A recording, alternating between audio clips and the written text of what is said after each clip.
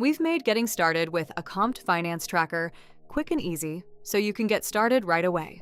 The primary components of your tracker are household members, accounts, and transactions. All transactions and accounts need to be connected to users, and all transactions, except for expense transactions, need to be connected to an account. However, the quickest way is to simply start adding transactions and create any missing components as you go. Let's use income as an example. First, go to the income page and click Add Income to bring up the transaction form. If you created any users prior to the transaction, it will show in the drop-down menu. If not, you can simply create one on the spot by clicking Add User and entering the requested information. The created user can now be used for this and any future transactions or accounts. You can create an income source in the same way.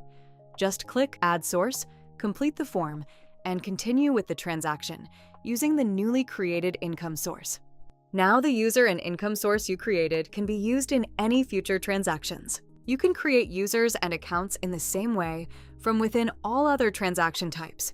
And just like that, you're officially tracking your finances. Congratulations on taking the first step toward a clearer financial picture. Welcome to Accompt.